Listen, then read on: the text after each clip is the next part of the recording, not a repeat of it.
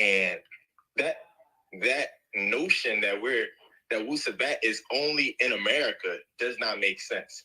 When I was in Kenya, Facts. the brothers in Kenya recognize the holiness or the sacredness of the holy calves. They may not have the full understanding that we do, but they recognize that the cow or the calf is a sacred animal. Even in Rwanda, the milk from a cow is considered a luxury or a sign of wealth. And so these little principles that may have been lost and diverted and diluted because of other adoptions, but Wu Sabat is live and breathing all across the continent. They just don't have an understanding that we do. But what they do have is more of a connection to their cultural traditions that allows them to be who and what they are. Because imagine once we start learning more of our languages, our features will start to change. And I've noticed that with myself. Okay. Your features start to change and you start to evolve in a different direction. And the African American thing, I was telling a couple friends, those who are on the call, y'all know, I've said this before. I said Wu Sabat and African American culture do not mix. They do not mix. When you try to mix it, it becomes something. I don't want to say dirty, but it doesn't become its fullest potential when you mix the mindset of an African American with the potency of Wu Sabat. And so that's part of the cultural piece that the master wanted us to evolve into, was to get us back to this evolutionary track, back into the bosom of Father Father. So, but what the brother was saying about going to being, in the realm of the Zulu, my name is not Defon Kosi. I was born, I was given that at birth. Not a name I came with myself. My parents saw something in me and gave me that name. And to see it come full circle through the workings of the master is just a beautiful thing. Ooh, Kaluma Hada. But I wanted to touch on, before we go to the next person, he was talking about the tones and stuff like that. I wanted to give a couple of verses on things Baba has said about languages as far as Africa. Now, this is coming out of past Zabar M. Yanun, the Psalm of Yanun, chapter 16. So let me see, verse 5. It says, I ask forgiveness for my own race of people who chose the desert. Who choose to desert, abandon, forsaken, relinquish their own natural nature as Negroids, to try and live and be accepted by those other than self and kind. They who refuse to acknowledge their own roots as Africans. Ooh. Their own religion, that being animism, their own language, dress, music, dance, food, and mostly their own ancestors. I seek forgiveness for their ignorance of who they really are, for what they want to be other than thyself. So that's verse 5. So now I'm going to go the same chapter, verse 9. I ask forgiveness for any of my own race, as well as accepting others' beliefs, faiths, religions, cultures, nationalities, pretending to be other than African, ignoring who I am. So I ask forgiveness for myself as well.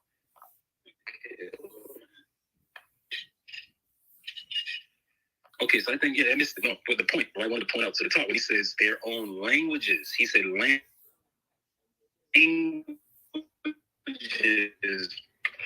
plural. Their own languages, right? Now, I'm actually, you're breaking up just a little bit. We go to Pat Talker. Yeah. Okay, let me see. Okay, I, Padnabab Yadnun, the master Yadnun, am the savior for Muftaru, animism, our Kadem, ancient way of life and living, our Hatab, culture, which went undefended for thousands of years. Thousands of years. So you're talking about an old culture, thousands of years, under the attack of the religions of Mesopotamia outside of Africa. past Safahat, the books, doctrines, teachings of the Adamites race and their Lahajat languages and Zayamat religions, even their cultures. 1. Judaism. 2. Christism. 3. Mohammedism. Each had their own savior of their own race. 1. Moses. 2. Jesus. 3. Muhammad. They were not Africans. Nagaru, Negroids, they did not speak an African language. Woo! They did not. So he made a point by saying that they did not speak an African language. Those are not your saviors. The people who are going to save y'all, they're going to speak an African language. Facts. Okay. It says African language. They were not our saviors. As Negroids, Tapal, world over, Safa had whom their own books, right? Now, okay, hold on. Another one. Okay, so coming from the same chapter, this is verse 40, where it says, nothing at all to do with Africa and us Africa. Well, let me read 39. It says, those of Salal Noon, our race in the West, who did announce unto you all messages that did not come from our own ancestors.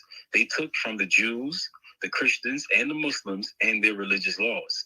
Nothing at all to do with Africa and us Africans, be they called 1. Hebrew Israelites, 2. Black Jews, 3. Shrine of the Black Madonna, 4.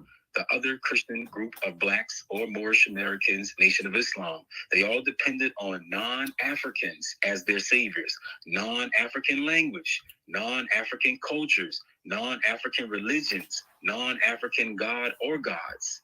See that? That's 39, verse 40. So I'm saying things like this, you're going to see that you got to really read, like look into, like he's saying, none of that stuff meant nothing to y'all because it had nothing to do with Africa. You know what I'm saying?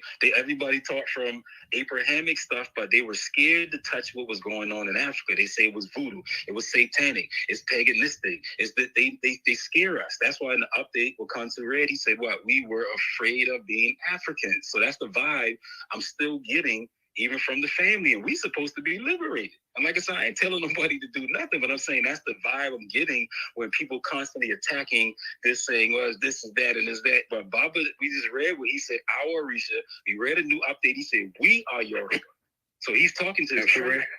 Yes. Remember that, remember we were talking about that class that the master teacher was teaching on Tamaria as well when he was speaking about Africa still being a religion to most of us because we hadn't put our feet on the ground.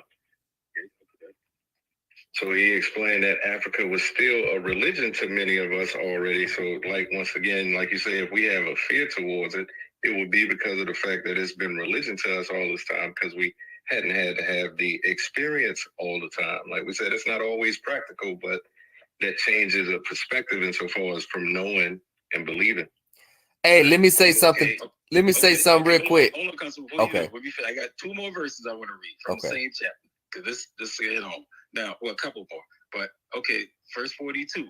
He says, your Savior must come with what is prepared for you to save you, not join on to religions of other races of people and their Milisanat tongues and doctrines. They were never sent to save you, only wake you up to the fact that in 1970 AD, Pad Mukulaso, or the Savior, would come for you. We never commissioned them with what they taught. So he's saying our ancestors never commissioned everybody who used all these other religions to teach us. We never commissioned them with what they taught.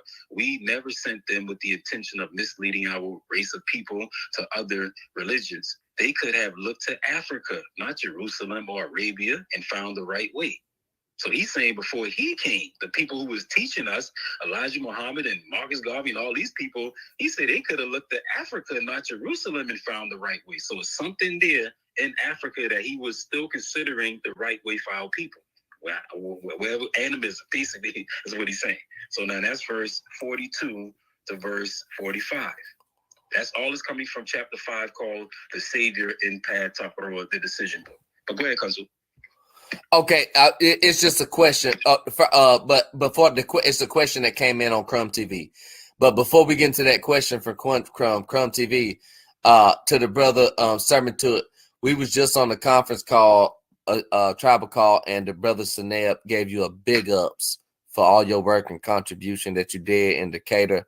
And man, me and you've talked personally about your journey as a long-term student of the master teacher in Wusabat, and also an initiate into the Zulu tradition. And it's just an honor to have. And this is a lot of luck. I know y'all brothers got a lot of history, y'all Carolina boys. But anyway, it's a question. Can we get into the next question? Mm-hmm. All right. So the question is, hold on, let me pull it up because I'm looking at like four different things. But this we wasn't able to respond. We also got a brother on the panel who has a question about Kundalini, and then we got a brother from Crun TV. This is his question right here. Hold on. All right.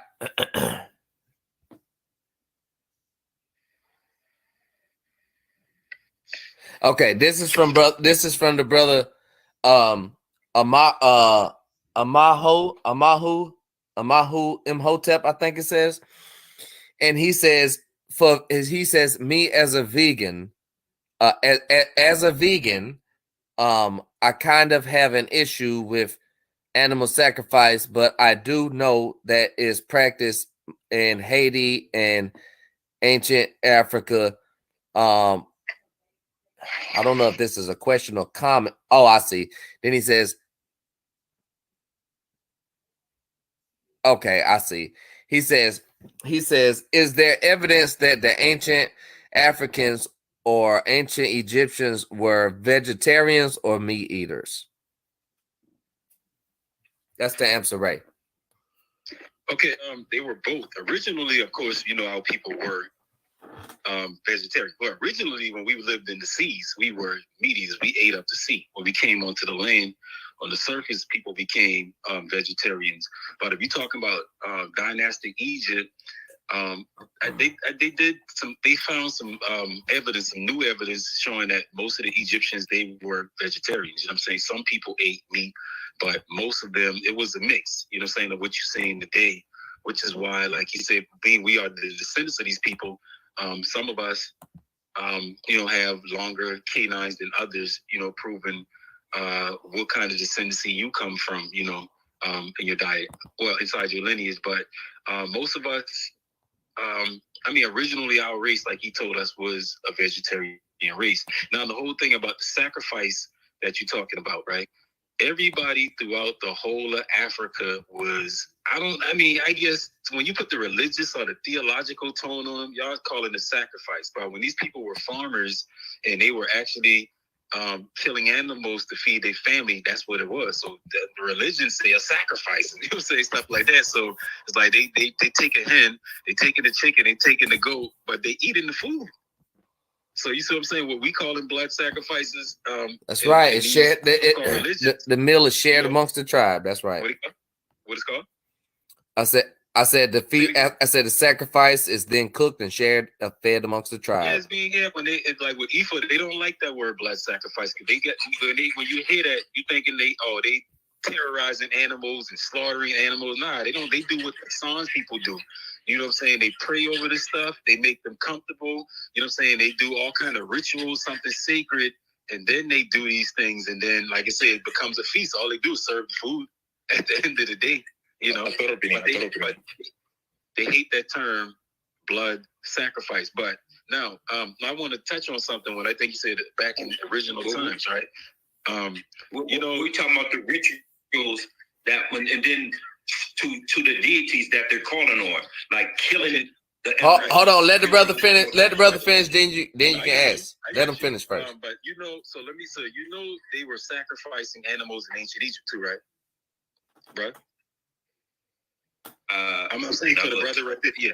Huh? Yeah, they were doing the same thing. That's what I'm saying. Most of these practices coming from ancient Egypt. So that's why, right, when the master teacher told us when Egypt fell, most of the people in West Africa, Central Africa, they had to disperse. When the Arabs kept coming in, the Macedonians kept coming in until they destroyed the land. Most of these people migrated everywhere, and they took bits and pieces from the Egyptian mysteries that became these traditional religions. But Egypt was the apex of everything they were doing. But they were sacrificing animals. They do this throughout Africa to this day, not just in West Africa. Say South Africa, wherever you find these people with traditional life, village life, this is what they're doing. So now there's something to this. There's something to this. Now y'all know that the master teacher has revealed himself to be Afro Uno. If y'all keeping up with the tribal calls and they giving us this updated doctrine, he told us that he is Afro Uno, correct? Right. Now, if you ever read the nature books, which most people stayed away from, I kept saying for years, man, y'all got to read that book. Like something is up with that. It's too deep. I always said it was him. In a way, somebody else wrote that. You know what I'm saying? Because that book has nothing to do with the Bible or the Quran. It was just like a pure type of teachings, right? Dealing with the universe, right? And how the universe was almighty, infinite, natural nature. But inside the nature book, Afro Uno have said something about sacrificing animals, or the vegetarian thing, right? So he was saying, and this book was, I think, put out like the 90s, something like that. So he was saying that he don't outright push a vegetarian diet because of the spirits that live here, that if you don't kill animals, they will get in humans' head and make humans kill each other so they can survive.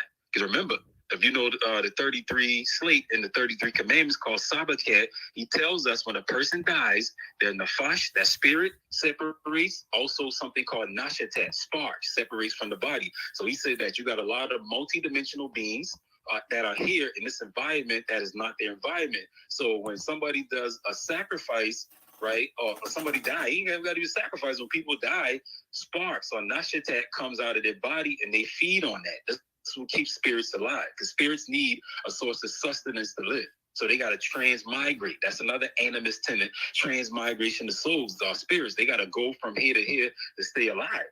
Like I think it's the book called The Prism, where Baba said it's called spirit evacuation. Like a spirit got to leave a body at least 10 minutes before a body dies, or a spirit will risk dying, because the spirit can dissipate. You see what I'm saying? So Baba giving us the science of why these beings would ask for blood sacrifice, because you had many multidimensional beings living here on earth, and that's how they survive. You see what I'm saying? So like in the Yoruba culture, they say some of the orishas, how you feeding them from, they getting the ashe from this animal. You know what I'm saying? So that's what kept keeping them, some of them going. You know what I'm saying? So now we've been taught in Wu Sabat, by way of some of the actual facts. Baba said, yeah, our ancestors need the energy of love and remembrance, right? Love and remembrance. So obviously, you know what I'm saying? I don't know, the love and remembrance thing, that's a form of energy too. But he was saying in the nature books that what keeps these spirits of peace. You know what I'm saying? If animals die and people eat animals, but if no animals don't die, then he say they're going to get, these spirits going to be a certain kind of way. Then they're going to basically whisper into the inner hearts and minds of people and cause people to kill each other so they can get those sparks. I don't know if you ever read the nature books, but it's in book 1. Matter of fact, I got the book right here. Which page is it? I got book 1 and 2. Okay, I have it. So, this copy here is actually, it might be the same pages. Or it might be the same pages. Give me a second, brother. I think it should be in the section, let me see, called the foods. Might be the foods of nature. Let me give it to you right there. Give me a second. I got the book in my hand, but this one, it actually looks like a book. It's not the big ones that somebody just bind together. This one I got off, I think Louisville Books, like probably three or 4 years ago. Okay.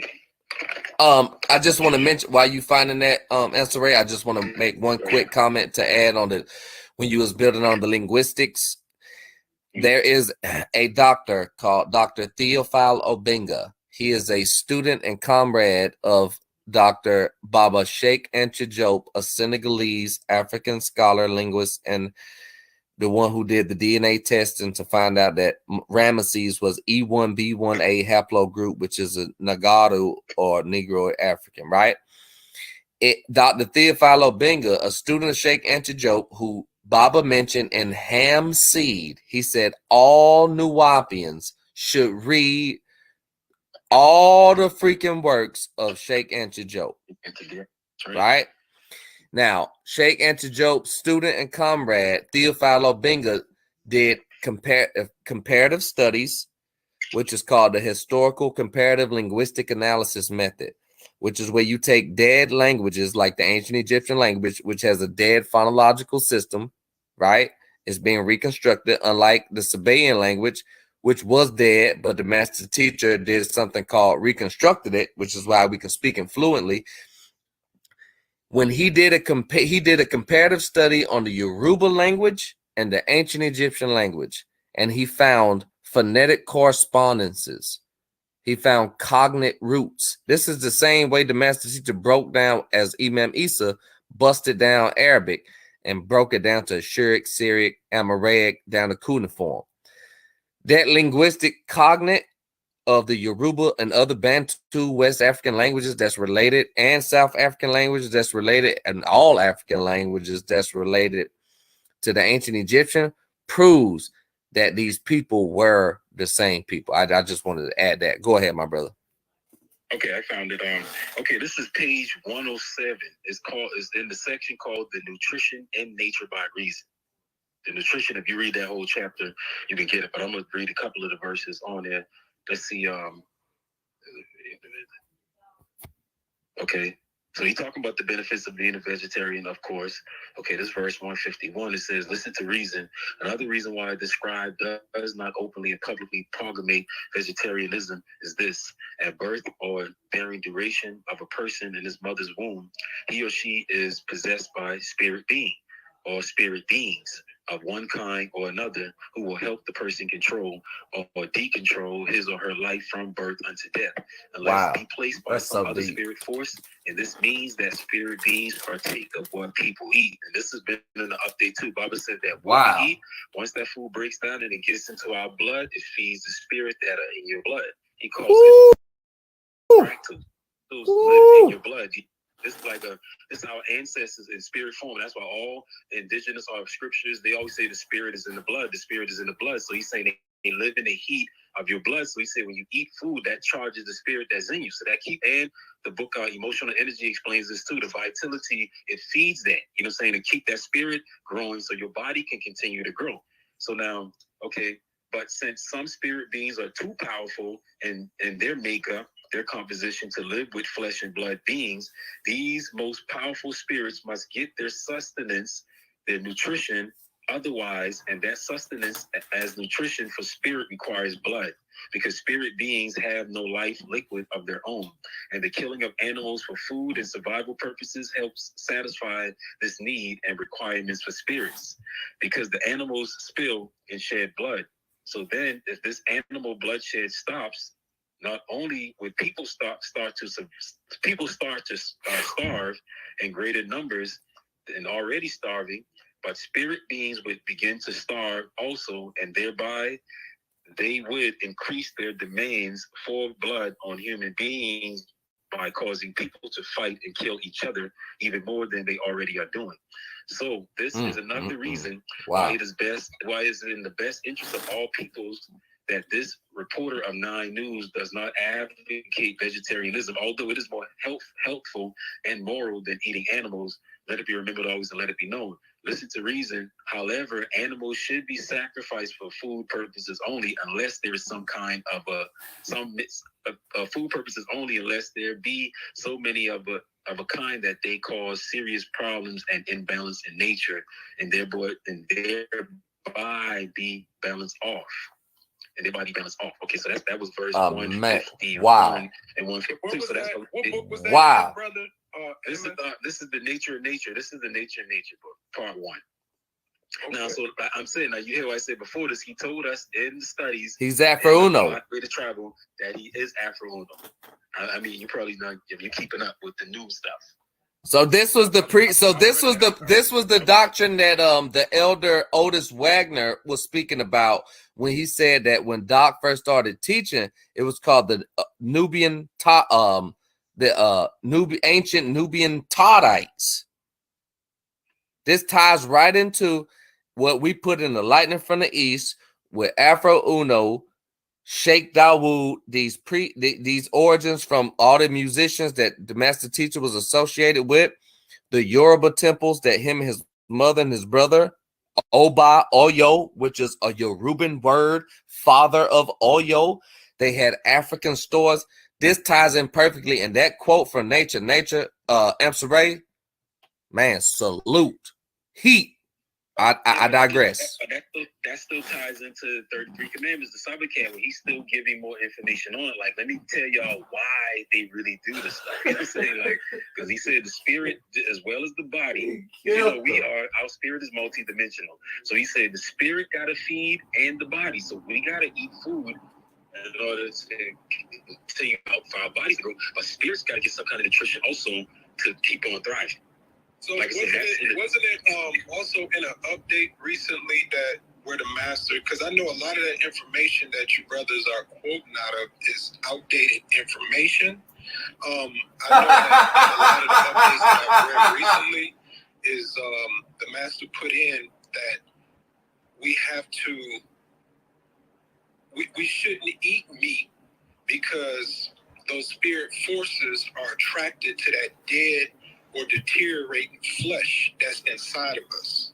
That's true. So could you clarify that? Okay, so when you say eat meat, you mean meat like, because you know when you say blood meat, that means one thing now. So blood meat is talking about beef. Like I eat meat. I'm a butcher. I'm a master butcher too. So now one thing I notice about beef, like cow, it is filled up with veins. So if you take it out of pack, it's already fake blood and real blood. You can put it, you can drain it, you know what I'm saying? Drain it off, put it on a plate, you can put it on a cutting board, let it sit, it'll continue to drain blood. Because if you look at it, it's veiny. So when you put it in a pan, you notice the blood's still coming out of it. That's blood meat. But when you talk about a fowl or a foal, a chicken or fish, that's not blood meat. Because if you look at a chicken and you see a breast, it's not blood in there. If you look at a fish, the blood is only in the bones. It's not in the meat. That's right. Hey, Amsaray. In genetic gist, he said that we shouldn't eat animals that have parents. Okay, but I'm trying to look for my 33 commandments. I'm gonna read you something out here that he said that the original foods that we should eat, and that was the last book. That was the last book that came out. Hey, but hey, Amsaray, while you find that, can I touch on that? All right, while you find that, just let me say this. The master teacher is a carnivore. He told Mario Jessup on audio, everybody that knows him personally knows he's a carnivore. He eat meat, number one. Number two, animal sacrifice, or what they call in Yoruba, Ebo Iru, right? Or what they, and sacrifice that they call in ancient Kemet, has nothing to do with your diet, has nothing to do with a diet. The killing of the animal or the ritual sacrifice of the animal has nothing to do with the diet of that person. Now there were meat eaters, there were vegetarians. Predominantly, there were vegetarians because to eat the meat, it was way more expensive in ancient times. The master teacher spoke about this. Even in the times of the ancient Sabians and Nabateans, meat eaters were people that had a lot of money. You see, so we're not saying that. And then the diet thing, the master teacher taught different diets based on people asking him different questions and struggling with their own personal diets. Of course, a vegan diet, of course, is more healthy. We know that the human digestive system, the intestines, we know flat teeth, we know that. But the master teacher, but the master teacher as a human said he loved Popeye's chicken. That's what he said. I love Popeye's chicken. Sometimes I go a long period of time without eating meat, but that has nothing to do with the sacrifice part. That's a part. That's your personal choice. All sacrifice, Ebo Iru. Sometimes the animal's not killed. Sometimes the animal's kept at a pet. Sometimes it's at vegetables. But it has nothing to do with a diet. It's about the transference of spirit, as Amsaray said, through the Nishat, and through this, and the transference of energy, which is pure African animism, which unfortunately most of us Sabians in the diaspora is not ready to deal with. But I digress. I just wanted to say that. Can I say something to you? I have a quick question. But I just wanted to make something clear real quick, just to kind of add on to what you're saying. You know, we get everything that you're saying with everything. I'm just trying to just completely encompass the whole conversation. We get what you're saying in that there's a but.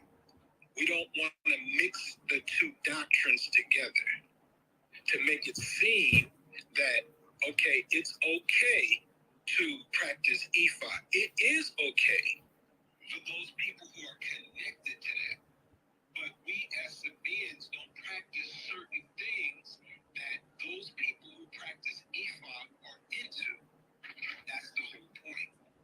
So we have to make sure we make a distinction that we practice this, and this is what Ifa practice. It's no disrespect. We don't disrespect anybody's culture because Pops has children, blood children, who are connected to that. He said he practices it. He said he practices it. And he has traveled throughout the world, and he has this information to connect to all cultures throughout the world. So Y'all niggas is gone. when we're regurgitating this information to make it clear for the people who are listening that we do not, as Sabaeans, practice the things that a lot of the things that the people in Ifa practice. And what are the things the people in Ifa practice? Blood sacrifice. No, other than the blood sacrifice, take away that. No, I'm just saying. That's the main. That's not the main. Yeah, that's what I'm saying. That's the main thing that we. Ago. Thank you very much, Sanan. I'm speaking live from Ghana, and I'm very happy on this Ifa discussion. The focus has only been in Nigeria. When you come to West Africa, Ghana, Togo, Benin, this spiritual science is being practiced, but the understanding has been a problem. To give you the simple understanding in the Akan and the Ewe language, when we talk about Ifa, first of all, let's talk about Eli, Mawu, Sobo, Lisa, Itikata, Bloku, Lisa, and Nuwaupu. We are now talking about creation as a whole, beginning from Papa Ut or beginning from Elion. Elion in the Akan language or in the Ewe language is stated as Eli. The whole universe is an administration, like I always say. And then each and everyone and each of our creators have a responsibility to play. So when we say the Ifa within the Yoruba or the Igbo or the Akan or the Ewe language simply means it's the blueprint and the mouthpiece of creation. Because we need to understand that our creators are our leaders. The sun, the earth, the waters, they are our leaders. And as we can speak and hear, they also can speak the spiritual and physical attributes that we have as natural beings or beings of natural nature. That is the same spiritual and physical attributes that natural nature also observes. So Afa is the mouthpiece of the creators. And what it means is that because it's the mouthpiece of the creators, everything within the creation, every information, every genetic information within creation is recorded in Afa. So Afa is like the database of creation.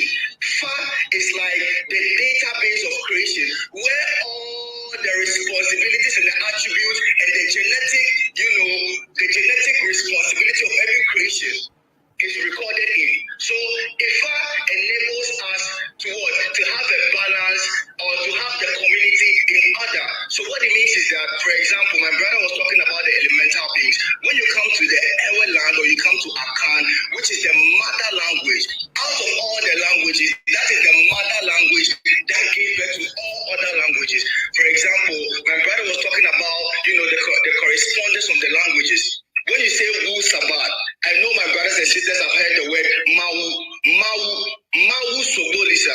You are going to find all the divine words within it.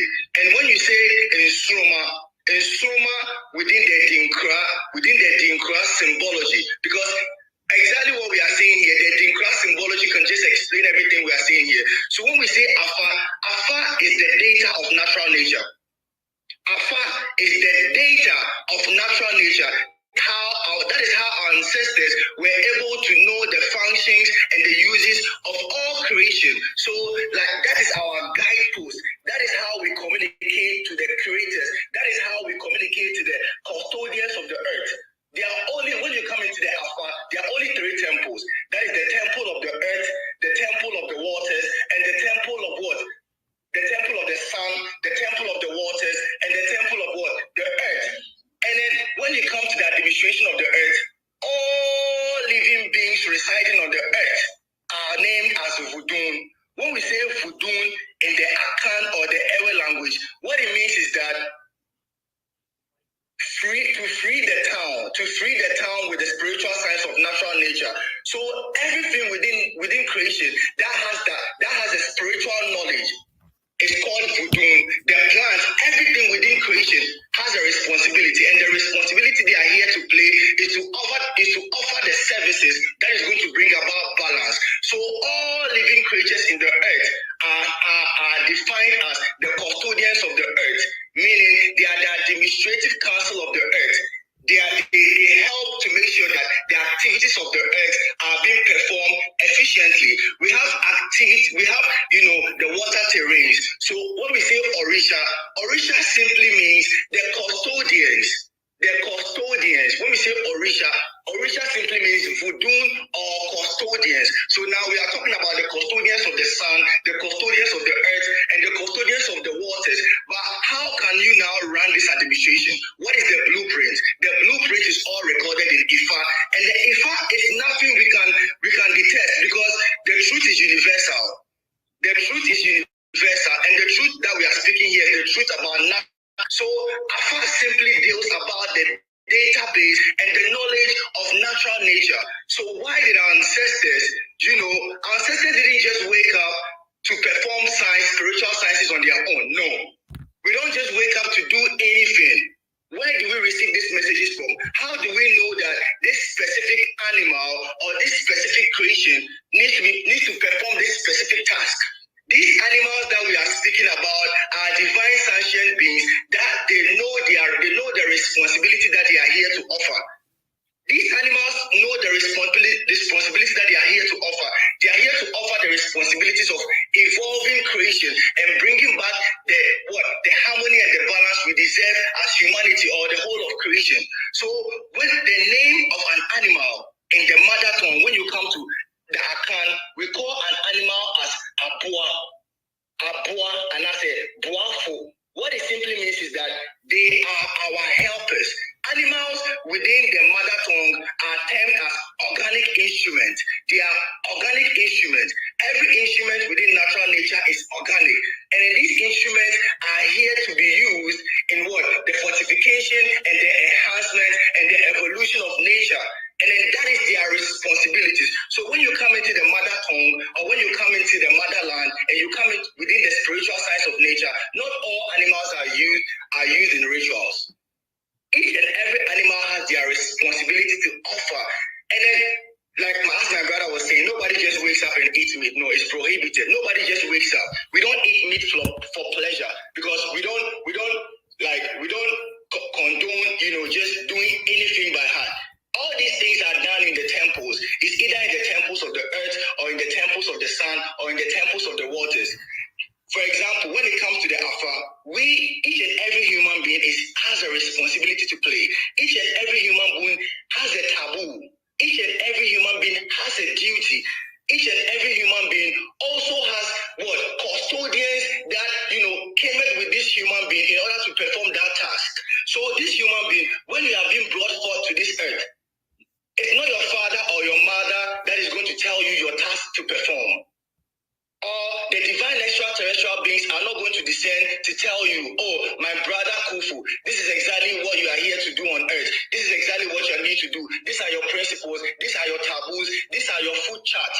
All these requirements and all these principles that is going to enable you in order to live a life of balance is recorded in the mainframe data. The mainframe data is what we call Afa. So the mainframe data can only be acknowledged. That is why we say it's the binary coding. It's the binary coding of nature, where every information of creation is being stored. So the individual that is here to perform his responsibility and task as a galactic being, first of all, as soon as you are born within the first 7 days, it begins with the day you were born. That is why Baba was so much serious when it comes to the day we were born, because we are all human beings, are extraterrestrial beings. Why do I say this? The days represent deities. So the day you were born defines your soul. It defines your character and exactly what you are here to do. So it's not just about the name. It's not just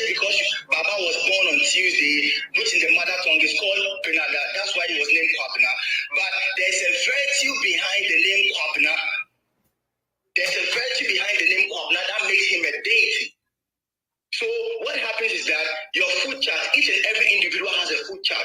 And this food chart, that means that there are specific plants and specific food that when you eat or you consume enables you to function well. Because mind you, like my brother was reading from the text, we are not just here alone. You know, we are made of divine forces of nature. We are made of our ancestral spirit. We are made of our divine guardian angels. So our rules or the principles on our food chart doesn't just apply to we as humans. No, it applies to all the divine forces that we came forth right here on earth. So as soon as you are born, you go to the temple for consultation to be done, for reading to be done, for your acknowledgement to be done. So that's where the high priest, which is called the Tobaku is the father of mysteries, that is going to be able to what? To unlock, to read the message that, or the task that what the divine creators have for you.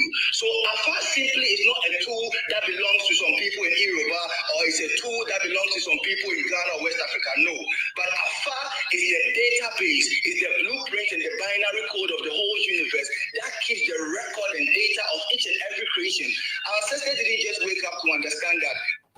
Why was our ancestors so genius? Our ancestors were so genius because, each and everything we didn't understand, because we knew natural nature provides the solution we needed. Natural nature is here to take care of us. Natural nature is here to cater for us. Natural nature is here to guide us and show us the way. And what is the way? The way is what we call the Afa. Afa is the mouthpiece. That is where we are able to interact with the forces of nature. That is how we are able to interact with the extraterrestrial beings. That is how we are able to take upon the leadership, because we have to know that we are not just leading ourselves. We are being led by the divine force of the sun. We are being led by the divine force of the earth. We are being led by the divine force of the waters. So how do we take counsels from them? We take counsel from the representative of the creator, which is what? The high priest. So Afa simply is the database where the high priest is going to go to uncover the mysteries of nature. That is exactly what Afa. So Afa in the mother tongue simply means balance, simply means peace. Why does it mean peace? When you say fa in Akan, fa in Ewe, it simply means peace and harmony, just as the principles of Ma'at. It simply means peace and harmony. Why does it need peace and harmony? Because it contains the principles and the guidelines that is going to enable us to live in perfect harmony. It gives us the information that we need to know, because the extraterrestrial forces and our ancestors and the creators, because they are so much advanced, they are able to detect a harm, or they are able to detect something that is going to befall on us, or they are able to detect the activities of nature that is going to take place in the future that we are not aware of. So natural nature gives us information through Afa. So Afa is like is an active and a current communication tool that we have with the creator. And the most beautiful aspect is that the main reason why when you come to West Africa, Ghana, West Africa is so sensitive is that, you see, my brother was talking about Kemet. The Ewe language and the Akan language is so beautiful to the fact that when we go back to ancient Kemet, most of the words in ancient Kemet are just as the same and have the same meaning when you come to Akan. For example, we state the word Asa.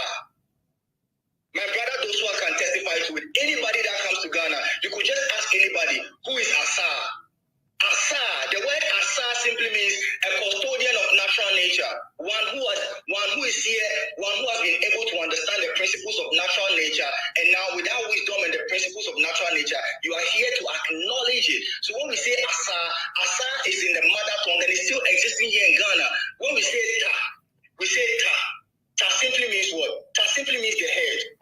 When you come to West Africa, the main reason why we bear the name of the creators is because we were made in the character, in the image and likeness of our creators. So we bear the physical and spiritual attributes of our creators. That means that we are able to inherit the names of the creators, not just the names of the creators, but the virtues that are attached with the names. So when we say Ta, Ta simply means head. And when you come to Ghana, when you come to West Africa, because when you go to Ghana, Benin, Togo, Cote d'Ivoire, they speak the same language, the same mother language, and it's a language of what? Nature. It's a language of nature. So it's very, very beautiful. Just as my brother was saying, it's exactly the fact that he stated, because the language teaches us everything. So it was through the fact that's how we study nature. the student does not just study nature. We study nature by the counsel and the guidance of natural nature. So that universal counsel, that universal data bank, that has the knowledge of all the deities, it has the knowledge of all the extraterrestrial beings, it has the knowledge of all the planetaries, it has the knowledge of everything that we need to know as human beings in order to evolve. The Fa has it. And it's not just the Fa that has it too. The Fa itself is the representative of the creators. The creator, that is where the creator and the deities come to speak. They come to offer messages that is going to enable us to have that wisdom and knowledge we need in order to evolve. So that is the beauty about it. Afa is simply the knowledge of natural nature, just as basic as it is. Beautiful and splendid. So that is exactly what it is. Beautiful, my brother. So I'm very, very happy, to be a part of this divine sacred call. It's so beautiful, and it's such a bliss, I say, I don't even know what to say. Like, hey, listen, hey, Toom, you want to end, man? Like, we can end with that, man. Like, wow, yeah. That's the content that I spoke. You know what I'm saying? Come on, that's the Salafu. That's the ancestors at work, man. Come on, man. And then I wanted to make sure. Talk about the star. I wanted to say one thing that he said about the tone of Bafo. The Dinkra symbol say Ensuroma. Everybody can go to Google right now and type Ensuroma. And the Dinkra symbol is here to teach us exactly who we are. And when you say Ensuroma simply means it's two words. Like the way you're going to say star. When you come to the mother tongue, we don't just say star. We are able to explain, the language explains the genetic meaning and function of everything in nature. So what you call a star, when you come to the mother tongue, we call it Ensuruma. Ensuruma. When you say Suru means heavenly. When you say Emma means children. What it means is that we are heavenly beings. We are heavenly children. That is what it means. The earth is a heavenly being. The sun is a heavenly being, the waters is a heavenly being. That is why we say a Dinkrahini. The Dinkrahini represents the solar system, where you find, the sun in the center and the black spot, where all the other planetaries are revolving around it. We are in the heavenly being, and everything is a rhythm. We are moving beautifully. So we are divine heavenly beings, and then these things are stated so clearly within the mother tongue. It's stated so clearly. For example, the sun in the mother tongue is called Osuruja. Osuruja simply means the heavenly fire or the heavenly father. And then the same name that the sun bears, that is the same name that the divine masculine bears. When you meet a man in Ghana and you don't know the name of that man, you just call the man Eja. You call the man Eja, meaning light. So the genetic name for a divine masculine in Ghana is called light. The mother language makes us understand that we are beings of light, and that is the representation of the sun. And when you go forth, it says that the divine feminine represents our divine sentient mother earth. The earth represents the feminine qualities and the feminine virtues of natural nature, just as the waters. So it's so beautiful. That is why, master teacher really wants us to study the language. The language is so beautiful, and then the language talks about nothing. It talks about natural nature. And one of the most beautiful things about, I don't say African spirituality, I say our universal spirituality, because the truth is universal. And if the truth is universal, it has to apply in both Ghana, Africa, any of the continents you are going, it has to apply everywhere within the universe. When you come within the universal, we live in, our rituals, everything we do is all in tune with love. For example, when the priest, I'm a priestly student. I've been initiated as a priestly student. So I understand how divine and how lovely is it. When the high priest wakes up in the morning, you know what they do? First of all, they are going to go into the chambers of what? Into the chambers of what? The sacred one. That is the temple of the sun. And that is when they are going to make the holistic reading. So when the priests wake up, first of all, the first message, like for example, in the government, we all are waiting to get a message from the president. But within natural nature, the people understand that they are being led by the sun. They are being led by the waters. They are being led by what? By the earth. So when we awaken, like we say, supreme awakening, the awakening demands us to be able to what? To align ourselves to the leadership of natural nature, to know what we are meant to do within the day, the task to perform, the task not to perform, in order to enable us to always be in alignment with natural nature, because natural nature is also performing his or her responsibility. The earth is performing her responsibility. The waters are performing their responsibilities.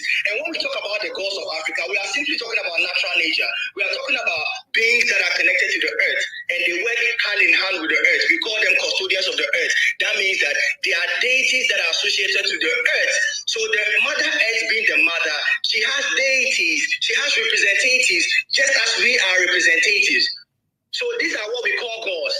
Gods are just beings that are representative of the earth, representatives of the waters. For example, people will say, Mami water, Mami water. Mami water is not even an indigenous language. Mami simply means, Mami means mother. Water simply means water.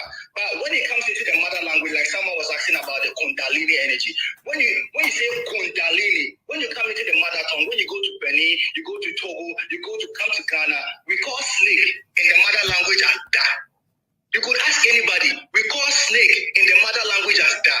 How could that be that, that synchronicity that they refer to anaconda? Simply anaconda referring to a snake, Kundalini referring to a snake. See, our ancestors knew that the sun represents a seraphim being, the earth represents a seraphim being, the waters even represents a seraphim being. And then why it represents that is what? It's the energetic spiral within it, that electromagnetic frequency that you could find within the totality of nature. Because when you come into the mother tongue, Master teacher says, Elion, Elion. It's so beautiful that when you come into the mother tongue, you go to Ewe. They say Eli, Eli. Eli, Eli represents the totality and the source of all creation. For example, I realized you guys were saying Anu. You say Anu. When you come to Ghana and you say Anu, do you know what it means? It simply means the source.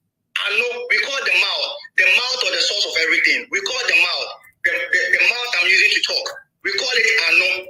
Anu, we call it Anu. And then we also call water. We call water Nu. Water within the Ga or the Akan, and we call water like water. We call water Nu. For example, they say Wu Sabat. Wu simply is another name for the sun. We call the sun in Ghana Owuwia. Like for example, when you go to the Ewe language, they say Ma-wu. You could find the similarities. We call the earth, like for example, the woman king. They even made it so visible for everybody to watch. Eli, Mau Sobo Lisa, Kiti Kata. You could find the correspondence. When we say Asa, you could find the word Sa, which represents Asa. So the language is so beautiful, and then the beauty of the language, it makes it so beautiful because the language enables us to stay pure and to stay humble and to be beings of love.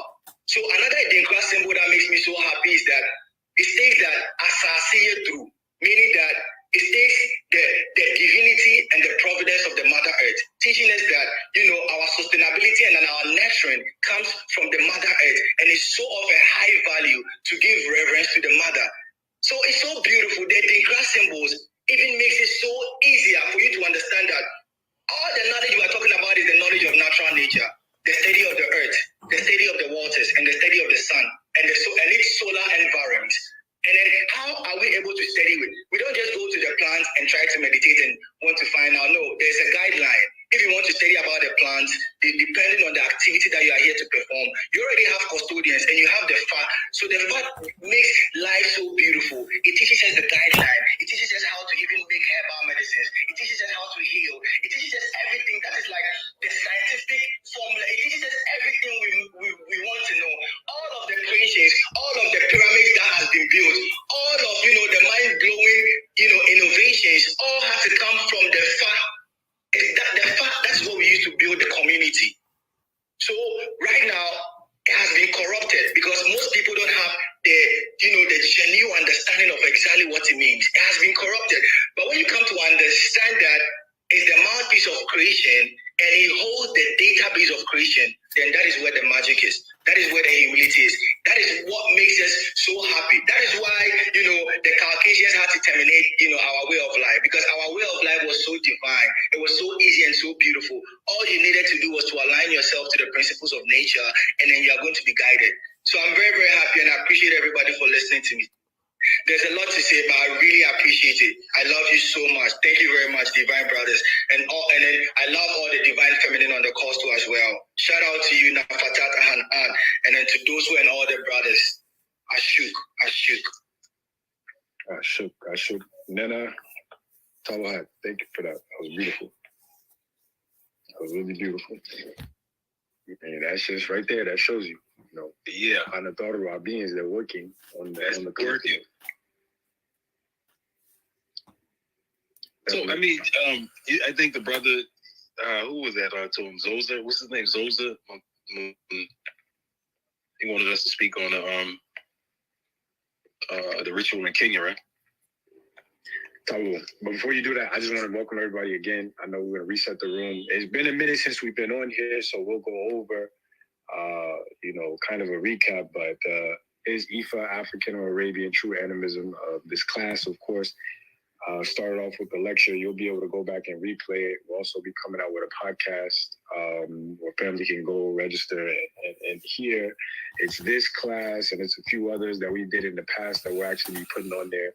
And for moving forward, we'll also be putting the other additional classes on there as well as YouTube. So we're just flooding it with doctrine right now. We'll be going on a few interviews as well. So if anybody knows of anybody, social media platforms who may want to do an interview with us, I know we're going to start hosting a lot of interviews, going on a lot of other platforms to do lectures as well. So it's just a lot, family, that it's been a minute, of course. So, we would just want to kind of catch up with everybody.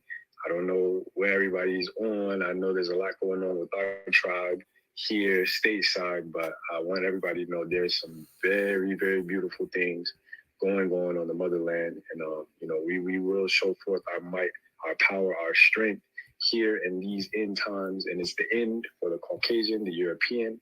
However, it is not the end for us as Africans, Musbatu Sabians. We're here, we're alive. The master teacher has many things he's orchestrating over on the continent, as you must know. So this is just one of the first. This is one of the first of its kind. We're trying to go through a lot of this information and slow walk family through what we're going to be dealing with as far as dealing with our brothers and sisters over on the continent. Going over, of course, is paramount. So for those who do want to assist as far as going over there, we're preparing efforts as of now to go over there and meet our brothers and sisters. Different communities will be touching in Sudan, different communities will be touching in Nigeria, Kenya, different parts. So if you want to get involved with that, please reach out to us as moderators. Follow the house, Wusabat Sabianism Club, for all the different conversations, lectures we're going to be doing, therefore. Hamas, we can go into that. I don't really want to cut it because it's going good. And we got more questions. I got 4 more questions, man, over here on this. So Hamas, let's just do. Yeah, we can go into that and then kind of just fill it out. Family, I know if you do gotta go, please don't let us keep you, but I know it's been a minute, so we just kind of want to rock out and let it kind of just do what it does. So, Amash, you can go ahead. Well, I think it was the brother Zoza Montar. He wanted us to mention about the ritual that was performed about the master teacher to restore his sight. So there was a ritual done in Kenya, and they actually sacrificed 4 goats, right? And they had 4 African priests who did this. Thanks. So when Master Teacher gave the story, he was saying that in the cell he saw like bows coming at him, in the cell, like coming towards him. So he said when he saw all that happening, that made him a believer, and that healed his sight. But they sacrificed 4 goats in this ritual. So the brothers, he wanted us to mention that 4 rams. 4 rams. It was rams. Okay. So. So he said that made the master teacher himself said that made him a believer in what they was doing, but animals were used in this ritual of healing for the master teacher. So that's something the brother want us to mention, to say that Baba can't be completely against it because they did a ritual that healed him, in Kenya. And a lot of us are familiar with that. He just wanted us to mention that. But if we got, you can go with the questions if we got any other questions. Yes, I have a question. Okay, bro. Yes, I'm wondering, with the conversation with the brother from Ghana and the practices, is this traditional or is this Catholicism, Islamic, the thing that he's talking about, this Ifa thing? I mean, I've been to Ghana. Yes. Right. Mm-hmm. I've been to Ghana, and from the Ghanaians to which I held personal and still have personal conversations and contact with, Ifa is not something that's been spoken of. It's tradition. Right? I'm not, I like to answer that. Go ahead. Somebody want to say something. I like to answer that if possible, because I think the brother Nana dropped off. But I am a heavy studier as well as Amsaray of the Akan tradition.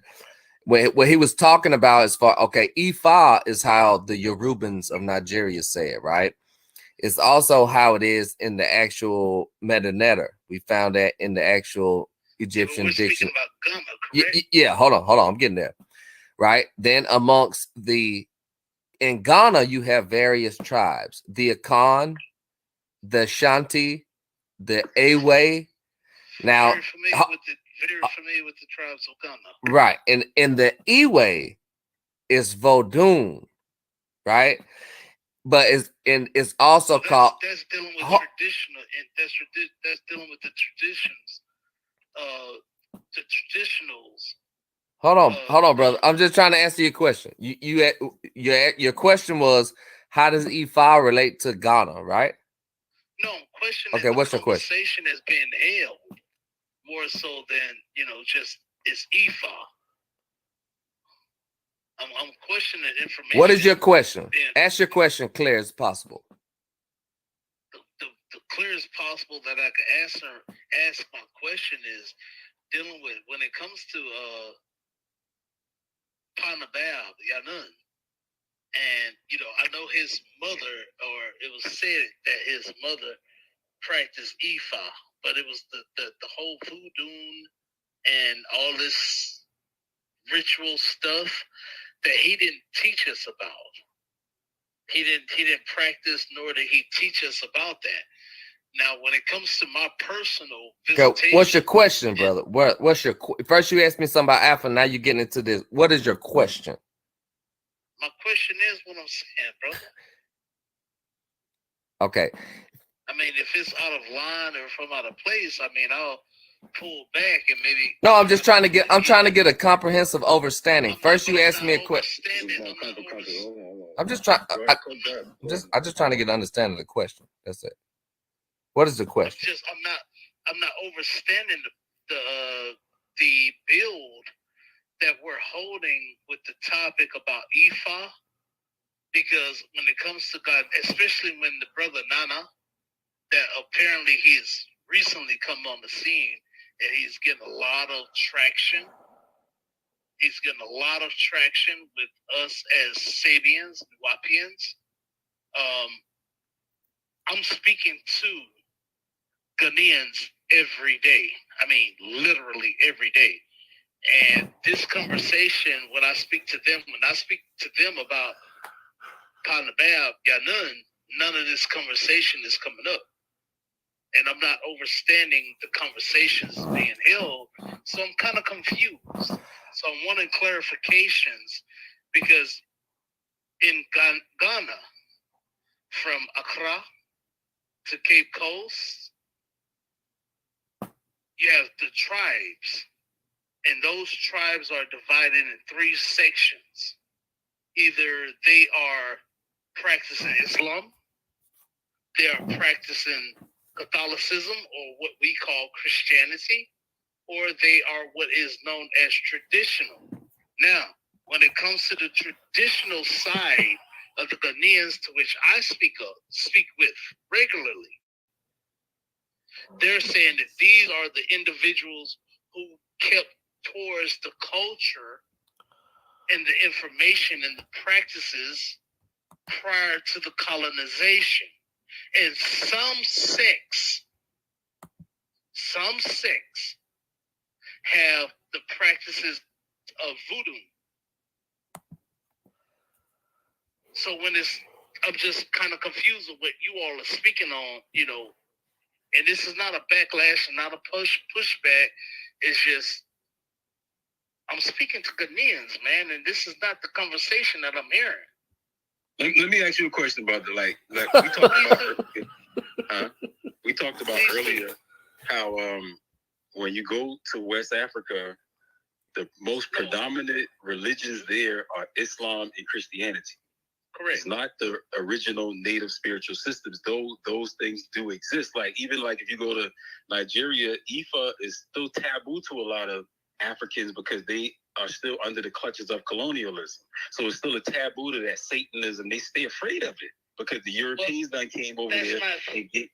Mm-hmm. I apologize for cutting you off. I apologize. Keep going. Okay, yeah. So when you calling all these things, you saying voodoo and all this, what we simply saying is all of that is animism. So you have it in different forms. If you're going to Benin, Togo, Ghana, South Africa, wherever you can find traditional living, Burkina Faso, right? What they are practicing is animism. When you asked about Ifa earlier, right?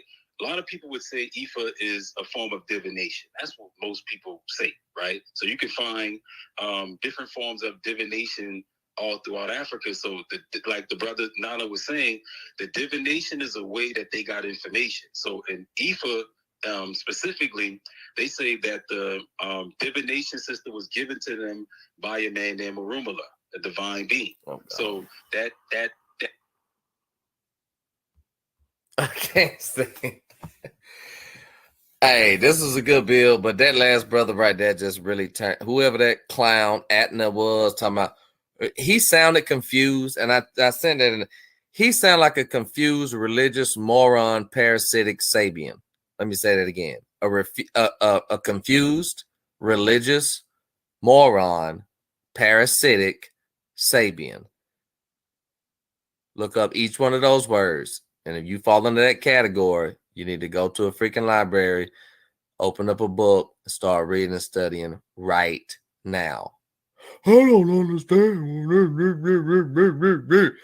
All of those people like that, all of these religious, parasitic, moron, Sabians. Oh, Lord. Y'all make us look so bad.